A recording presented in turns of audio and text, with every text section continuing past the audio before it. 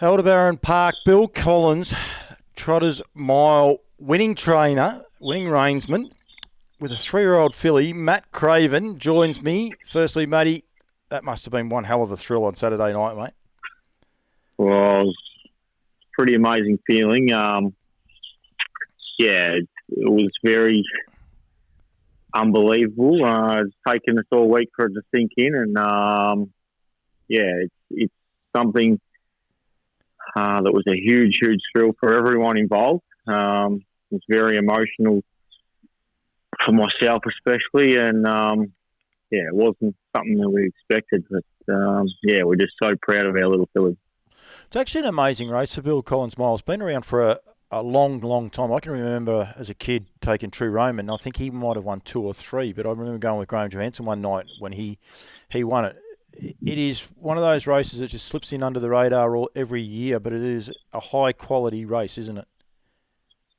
Well, the field the other night, assembled, basically the best trotters in Australia. So it was just very nice just to be a part of it for a start. So to have a horse in that calibre race was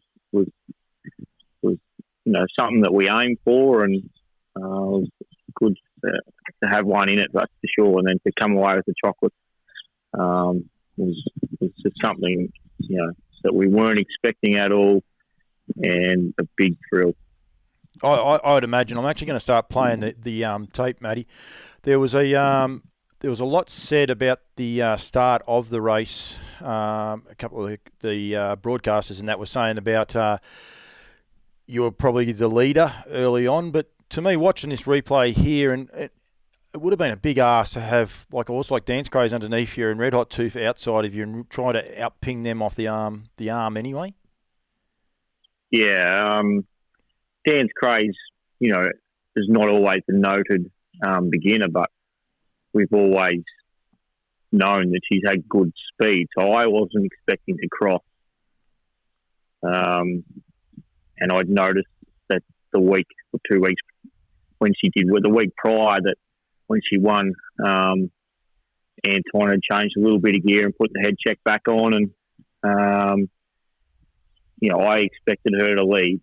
I didn't think that I would cross her. The only hope for me to cross her was that if she did bust up, which I felt 2 previous runs she was trotting pretty solid. She just trotted fresh in her first up effort at Bendigo, and she took charge on Jason and just busted up going into the first turn. But in that run, she showed pretty good toe out of the gate. So she only had to trot out not even quite as good as that. She was going to hold the front. Yeah, exactly, and she's a quality mare, that's for sure. But after that, the race sort of panned out beautifully. Everything sort of fell into place, I suppose, and obviously it did at the end of it. This is definitely not a talking tactics. It is one of the segments I do. I'm just having a chat to actually pumping up what Aldebaran Park actually have been able to do as well in their breeding scene as well, so with Duncan McPherson. But the videotapes at about the 500 metre mark. Now, a little birdie asked me, what did you actually say to her as you were pulling out? Because I'll give her up a little bit. She wasn't quite sure what you said, but it was something along the lines of, come on, love, let's get past them, or something like that. Is that what you might have said? It probably was get after them. I think it was a bit more politer than that, but yeah. I would have. I was yelling at her. I nearly fainted halfway down the lane, but it was just, come on, I don't know, come on, darling, get after him or something like that, And, she responds to that. She knows what she's doing. My beautiful sister-in-law might have pointed that out to me. I said I was going to do an interview with you, and she said, ask him what he said when he pulled out. She said it was very nice, but a little bit gruff. But she said it was very nice the way he said, "Come on, we just got to get past him," or something like that. And she was very. For those who aren't aware, that is Karen Manning, who was driving Red Hot Tooth, and she heard you quite clearly because you went past her very quickly. Yeah, probably didn't help when we come out, and it was probably her horse just got up the track only fraction, but we just brushed the wheel as we come out. So at the time, I didn't know, but when you look back on the replay and then you see Kieran has a flat tyre, you know, you can sort of attribute it to when we've come out, and credit to how well Pink Galahs has trotted at the stage to brush a wheel and still you know, let down and sprint like that as you come out of a pocket. To win a Bill Collins mile is a feat in itself that, you know, I'm sure you've well and truly realised now, and we're not going to even talk about your speech. We're going to leave your speech alone because there's been a lot said about it. It's a bit embarrassing. It's all good. No, it's emotion and all the rest, but that is something that's been said and done, and I think well done to you for showing your emotion, but we could start up over it. I might even start you up again if I did that. But 154.3 for a 3-year-old trotting filly. Now, I know the season's changed and everyone say, oh, she's really a 4-year-old. I don't care. A 4-year-old trotting mare, 154.3. Like, that is world class, isn't it? Well, it's pretty good going. You know, earlier in the year, you know, we fronted up in the need for speed, I think, and we had to sit outside on a ready jet. And she's a super quality filly that's in this week's Oaks. And, you know, I think that night we went 53 or 54. I'm not exactly sure now, but, you know, these are quality horses, and they've got to be able to run some time now. So it was no surprise that we went that quick, but still a very good effort. Absolutely. And I think one of the things that you can't undersell with Pink Galahs, she's by... his name's Sky Valley. I was just going to... names leave me a lot in there when I do this. By Sky Valley, out of a 10 No Trump mare who was a nice enough sweet as A, who was a nice enough performer herself, but again, not an overly big horse or anything, but colonially bred, if as they like to say, but I'm going to just say Australian bred. But 10 No Trump stands for about $2,000. You can get into Sky Valley for $2,000 or $2,500. The dream's alive, especially when you breed a trotter, isn't it? Oh, 100%. My 2 Group 1 winners as a trainer are Badger Cool, who's by 10 Trump, and Pink Galahs is, you know, is Sky Valley.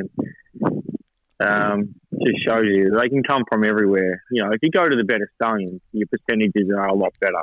Yep. But, you know, we see time and time again that Sky Valley and even 10 Trump, they throw winners.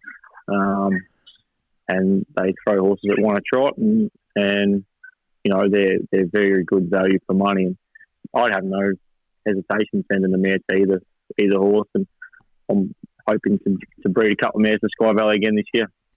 Duncan McPherson, he made a point to me during the week. I don't know if you saw my other interview I did with Robbie Morris. I might have spelt the name wrong. I haven't been picked up by too many people other than Duncan himself, but her name is Aldebaran Ursula, where he actually also stands... I forgot the name of Yield Boko, actually, who stands sire of that little bloke, but 156.8. So right at the minute, Duncan's got the fastest 2-year-old trotting filly and 3-year-old trotting filly that he's bred. So he's pretty proud of punch, and rightfully so, and so he should be. I think it's what Campbell's comments tries to do is to highlight what achievements people can do that probably mainstream media don't really want to follow. And, you know, as I said, the Bill Collins Mile, Aldebaran Park Bill Collins Mile was a great feat. Monday, I was at Maryborough, mate. And I watched a trotter called Queen of Crime trot. I watched her warm up the race before and go out there and trot, and I thought, what a lovely trotter she is. I'd done me form. I knew she was pacing bred, but you didn't... When I looked at her around in the pre-race warm-up, I didn't think of her as a pacing bred trotter. She just is a trotter. Like, there's no ifs and buts about her action. She's got a lovely action. You went back out, warmed her up very, very strong, and didn't she deliver on the stage there at Maryborough the other day? It was breathtaking to watch the way she actually went. I was stoked in that run. Yeah, it's interesting for a filly that's probably only been trotting three months after, you know, basically being a pacer since the yearling, and had a couple of starts and you know, went quite well in those starts, and then she just had a little issue with a tendon and had a good spell. And on her way back up, you know, she had a little run around at the trials, and we felt that she wasn't quite fit enough. And, you know, we just started a little bit of gallop and work with her. And the more we did it, the more we seen her trotting, and she's just out there behind one, just trotting along as if she's been trotting all her life. And she would do most of her jogging trotting, but you never expect them to do that. And then we started doing some heat work on the straight track, and still galloping just to try and get her fitness up, and she just continued to trot, and no boots on, nothing like that, and she seemed so much more comfortable. And the one little thing that we had a little concern with her as a pacer was that her breathing used to be a little bit as if she was a little bit asthmatic, and when she would pull up, she would wheeze a lot. Since we've changed her over, her breathing seems to be much, much better. So maybe she was just trying to tell us something that she wasn't quite comfortable pacing. I did the video's actually playing for people. Maddie's out 3 deep there in the all red colours, going past another pacing bred trotter. There was 3 in that race actually. It was quite an Auckland reactor, a Art Major out of a Better's Delight, and a sports rider out of a Western Terror horse. I do a show called Harness Breeders. I'll go back to my other thing in a minute, Maddie, but Harness Breeders actually sponsored Humbo Day, and one of the things we tried to do with the Breed to Succeed forums was actually showcase how to sort of minimise your wastage, if you like, try and breed the best horse you can with what you've got and everything along those lines. But we always threw up a curveball, and I am reasonably confident that Nick Hooper would be watching this, and he'll be saying, yeah, here's a curveball, like a sports rider out of a Western Terror. There is not too many that would trot, and let alone trot the way she does, that's for sure. Well, she's a full sister to Crime Rider, yep. And he can't even trot up for the vet. He just paces. So you don't. It's definitely out of the box for this deal anyway. That's for sure. And her 2 brothers both pace, nicely. So she's just, I was, just a little bit different, and good on her. It was a gamble too to make her. Switch her over, and as we've seen at Bendigo, she's still a little bit pacey when she gets a bit fired up. But I do feel that she's a much nicer trotter than she's a pacer, and she just gives you that feel. She's much more comfortable when she's trotting. Well, I do another little show from time to time called Talking Tactics with Greg Sugars, and it was just interesting. We spoke about gear, and I spoke about vouchers and how she doesn't wear hobbles. And listening to you just then as well with the breathing, it's quite interesting because he took the hobbles off vouchers, went out to give her a gallop, and she free legs. And so she goes without. But he said her heart rate was so much lower when he brought her back in through the free legging, obviously the stress and all the rest. Your filly, the same sort of thing by the sounds of it. Like it's there must be a little bit more to it than just they're happy. There must be a lot easier for them or something to that extent as well, isn't it? Yeah, it just obviously allows them to, whether it's their makeup or their how they're physically, they might be a bit restricted in the hobbles. I'm not too sure, obviously as a horses, pacing's not always a natural gait. But yeah, I'm not too sure, the main thing is, and just with all sort of horses, you want them to be happy and free, and sometimes, if they're not happy pacing or, with the hobbles, but they're happy without it, it's amazing what they'll do if they are comfortable. Absolutely, and you can see there clearly on the video now, just as they're hitting the line, Matty, she's just one ease down, and there's not a strange part in her gait at all. She just dead set looks like a trotter, and didn't even flick over to a pace when you were easing her right down and just letting her drop on a loose rein. She's just all trotter, isn't she? As a rule, once I think she really gets it, that's what she'll be. And I had Glenn here this morning. Just put her through her paces in the last little piece of work just to make sure he got a feel for her. And the first little heat, she wanted to pace off, and just a couple of little tricks to her. And after that, she was trotted every step. So it was nice for him to get a feel for her before Saturday night.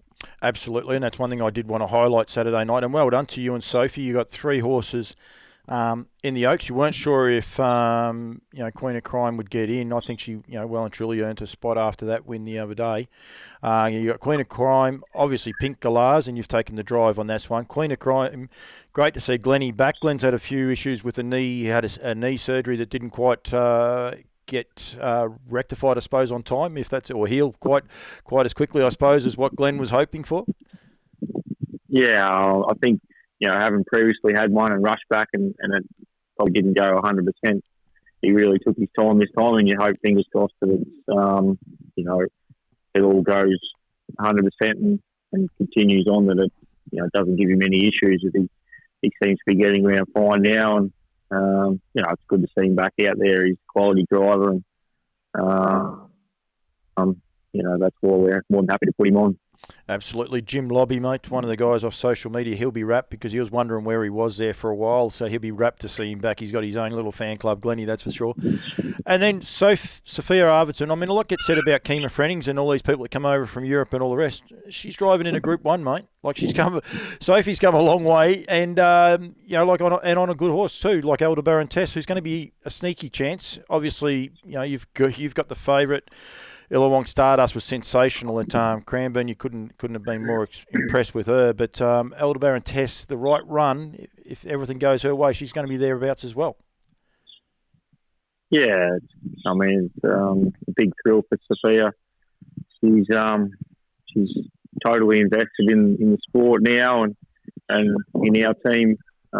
She's right beside me every step of the way, and even leading the way most of the time. She puts so much time and effort into all our horses, and making sure everything's right, and doing all the little things, and even with her driving, she's done incredibly well for someone who's only been driving a week over 12 months and only just had her metropolitan licence a week. So going to a Group 1 final, she's going to be awfully nervous, but super excited as well. And she gets on particularly well with Aldebaran Tesso, even though she didn't do things right her last start. She's a very quirky filly, we call her. We say that she's a little bit special. She just has her tricks, and early on, Sophia questioned many a time as to why we were working this filly. But she always had something about her that she had some real quality, and we just had to really take her time and let her come. And even till now, we really haven't worked her too hard or asked too much of her. Everything she's done has been on raw ability. And it's just been a horse that you just had to let come at her own pace, and what she's done. She is a quality filly. This week will probably come a little bit too soon for her to say that, she could be winning, but it would not surprise either. No, that's right. And it's a quality field as well. You've got to be, respectful of the rest of them. Pink Galahs has pulled up okay, mate? Yeah, she come through the run really well during the week, which is, I think, Monday. We just had her out picking grass, or maybe Wednesday, and she's just there picking grass, and she was bucking, and then just got down and rolled right over. She got through her work really well today. So she's come through the run well. The only unfortunate thing that's popped up today is that just another curveball for her as a trainer. That she has come with an elevated PTO. Not over the limit, but was higher through her run on Saturday night, so that was a concern. The worry as a trainer, you don't know why these things come about, but she's been on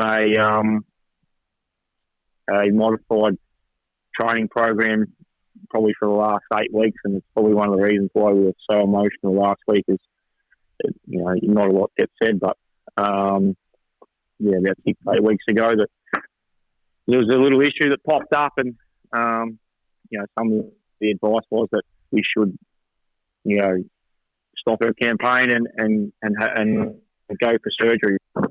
Through all that advice, there's no guarantee that even the surgery would help her, so we've elected to sort of press on in a modified program, and she only sort of works once, maybe twice a week, and treating her maybe for tying up through that situation may have, elevated that PTO too. We're not too sure. We had a really wet week last week, and we're not too sure whether it's just been a build up in the system or not. But it's another concern for us as trainers, how we attack that going forward. And she wouldn't normally work tomorrow, but she'll have to work now to try and clear a system going into Saturday night. Were you notified of that, were you, Matty? Or I haven't seen anything of it, so I appreciate your honesty, mate. I was notified this afternoon. So,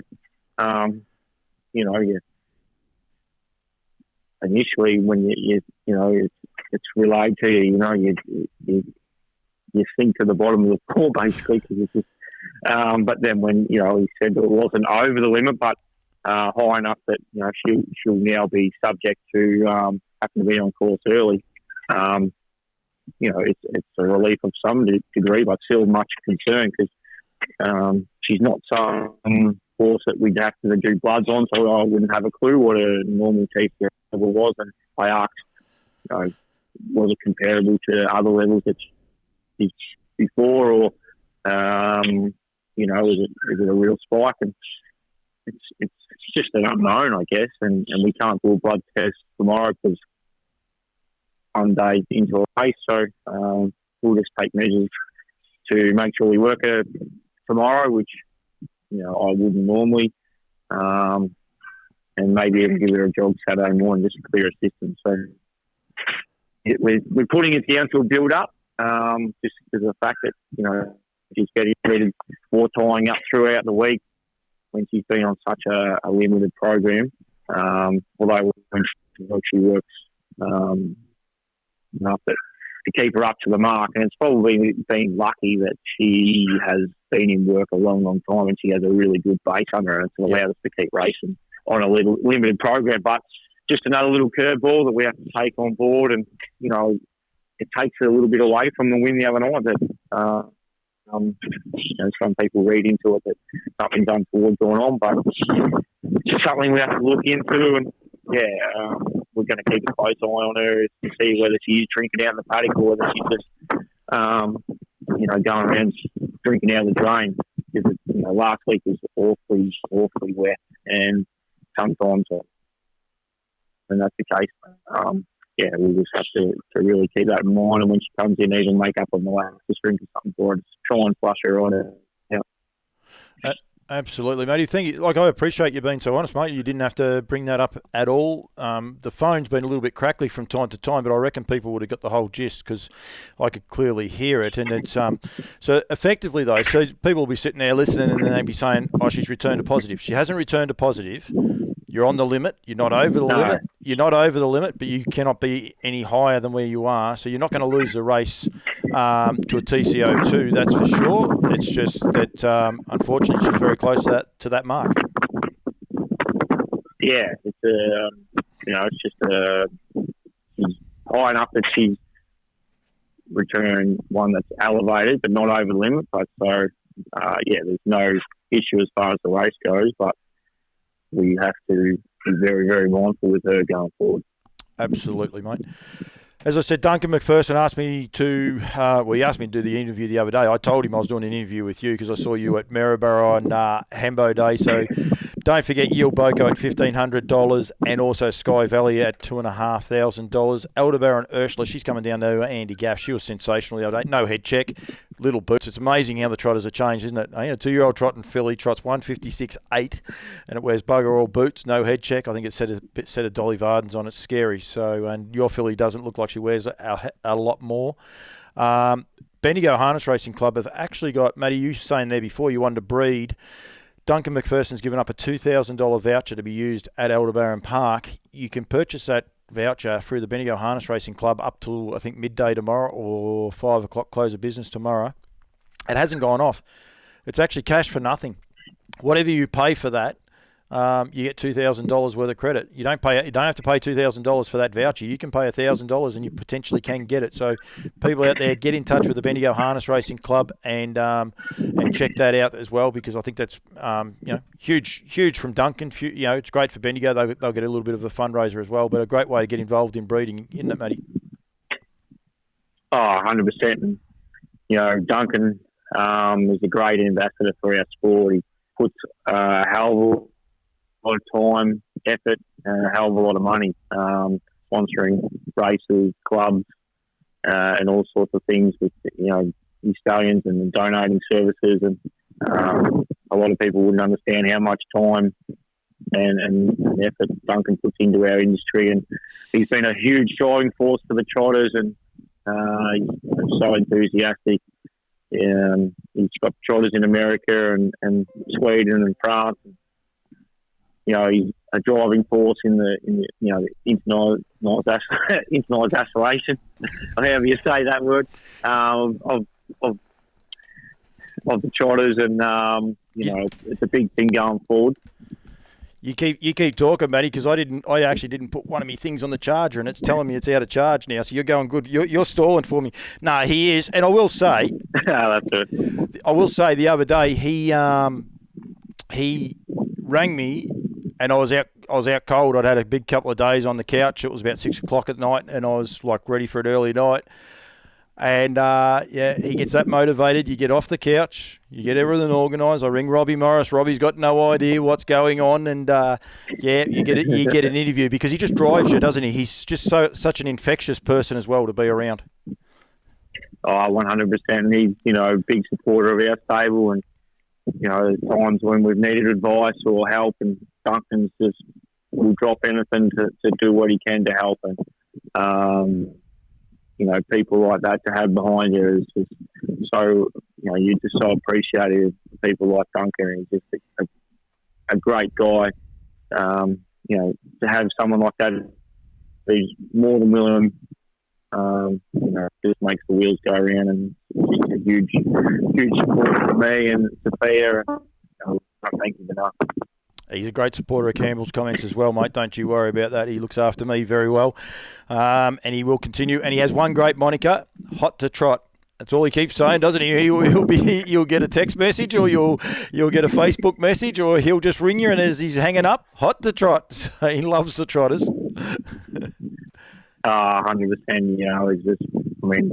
He's just so passionate about them, and the people who are doing what you're doing, I'm sure he's more than appreciative of people that are having he does a hell of a lot of it himself, and he's just trying to push it out there as much as he can, and wherever he can, he's just promoting the trotters, and it's just great that he's so passionate about our industry.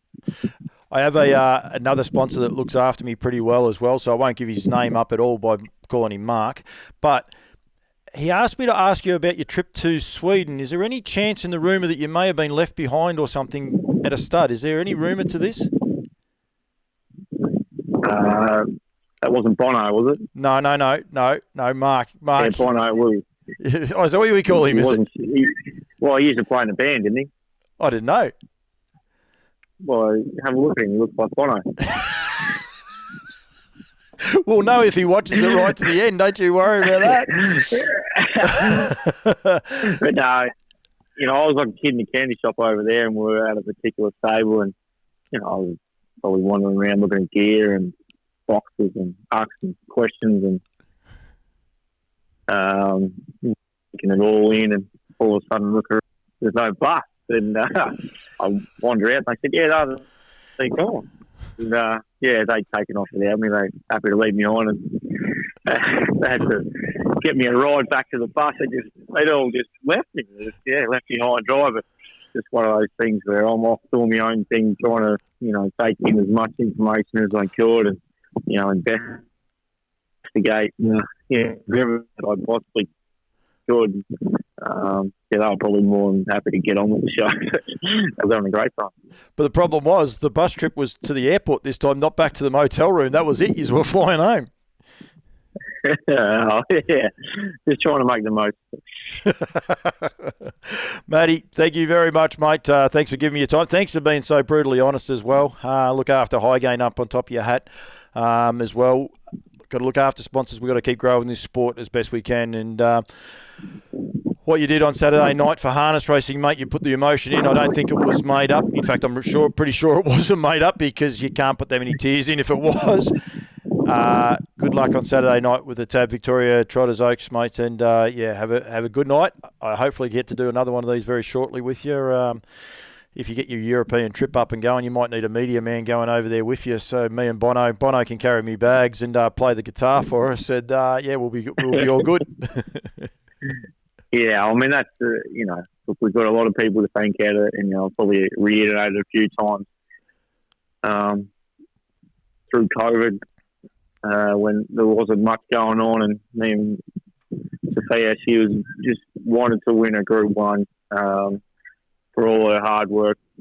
We set ourselves a goal to win a Group 1, and she does so much to try and achieve that and to achieve that together, along with Caleb and Laura, who Caleb's been one of his best mates for a long, long time, and it doesn't matter whether we're going really good or going really bad, and he's always been there with advice and help, and he's been there and trained and driven, and he knows what it's all about. He's a businessman, and that's one thing that I'm terribly hopeless at. We're slowly getting better at it, but to have people like himself, offering up advice and their time and coming in and showing you ways that you can improve all those things, when really things are, really down and you're a long way behind, for someone like him to take the time to steer you in the right direction and be behind you 100% of the time, to end up achieving something like Saturday night, it really means the world to myself and Sophia, to do it with him. So that was one of the reasons why it was so emotional.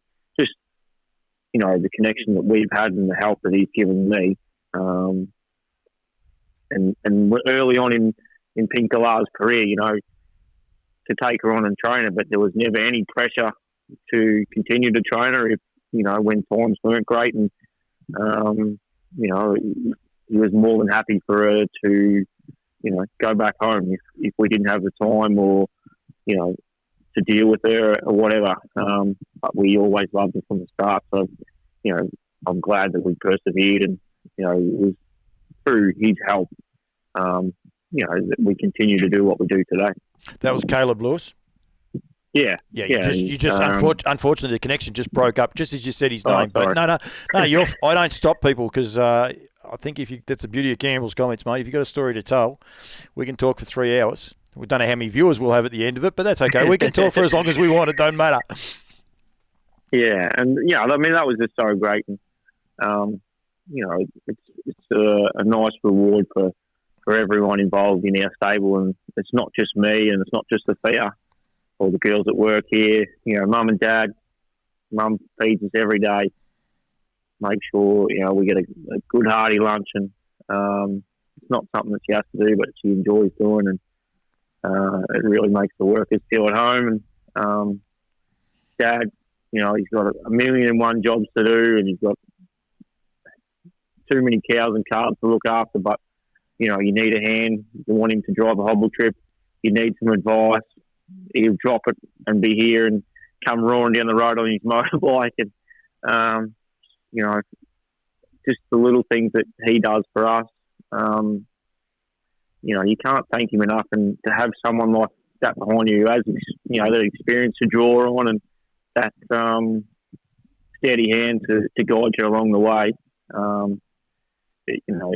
it means the world to us. And even my 3 other brothers, Glenn, he's always there for advice. Simon and Daniel, they don't do the horses.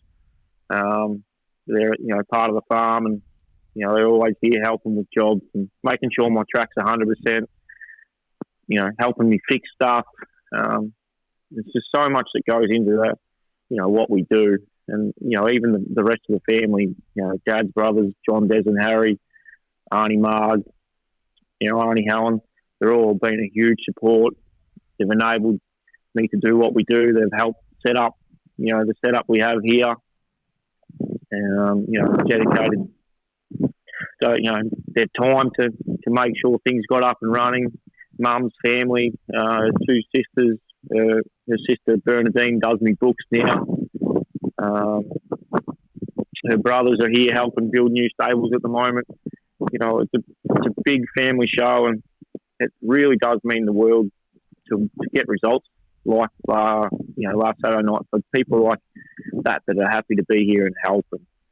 And there's countless people along the way who believed in what we do and encouraged me to do what we do. And and there's so many people I ring for advice throughout the week. More often than not, just to see if I'm doing the right thing, or if there's something new we can try, or if we're having a problem with the horse. Those people, don't get noted, but I've tried to touch base with as many as I can to thank them, and I've probably forgotten 100 people, but, all the people that have spent time here and helped, it's, those results, and we hope we can continue to produce results like that. It's for those people really that just put in their, even their 1 cent's worth, to see the joy that they get out of something like that is a pretty big kick for me as well. I think Chris Finozio always speaks highly about his time at Terrain. It's where you guys are. You're a long way from nowhere in a way, but you are a big family and you all get along really well. I did a story with Lockie Cook, or I caught up with Lockie Cook after driving his first winner. He's a numbers boy, had no horse experience. Now he's part of the clan. Like it doesn't. It's a very infectious place, I must say, mate. I did something for Pat Driscoll there a few years ago, or a year ago, and I was running late, and it was late at night. And Dad says to me, he says, "I will cook you some tea." I said, "No, I haven't got time for tea. No hope in hell." Mum wasn't even home. I get there and there's 4 chops, mashed potato, peas and corn. The whole lot was there for me waiting. Dad goes, "There's no way you're leaving here without eating." So I had to sit there and eat. I think what you guys have, I don't think any of you take it for granted, but you might not realise it's a pretty special little area down there. And I'm going to get down there one day and do a stable chat. I might have to do the entire region. I might need 3 days to do it, but we might do a full region of the Lee Craven establishment, mate. It could take me a while. Yeah, look, you'd be more than welcome any time, Paul. We're very, very lucky to have such, a great upbringing, and it stems back to our grandparents who, instilled, good values in us all, and anyone that was willing to get in and have a go. Nana was that's all she ever encouraged anyone to do, was get in and have a go, and she was more than happy to look after you, that was for sure. And it's just,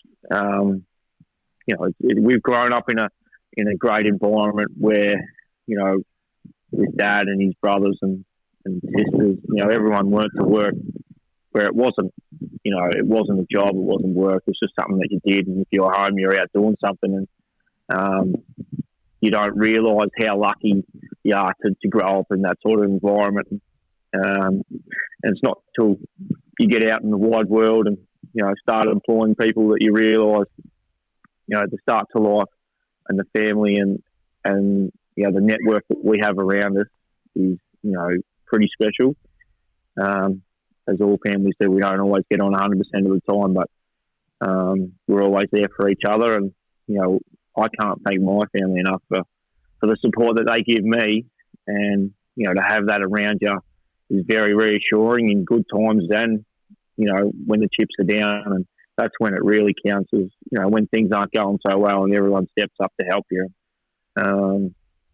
You just really can't appreciate it enough, really, when you see the way that some other people have had it, how tough it is, and you just can't comprehend how they actually get it on in life.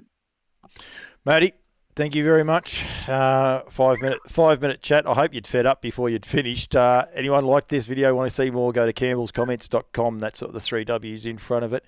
And if you're watching it on YouTube, hit subscribe. please. I need more subscribers, Matty. I want to get 1,000. I'm a long, long way short, mate. But we'll get there. It doesn't matter. And if not, who cares? It's all good, mate. Thank you so much for giving me the time. Aldebaran Park is wrapped.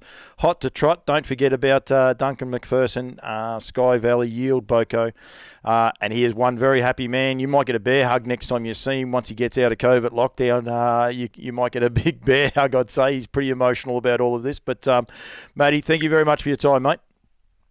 Anytime, Paul. And look, we really appreciate, the effort that you're taking to promote our sport.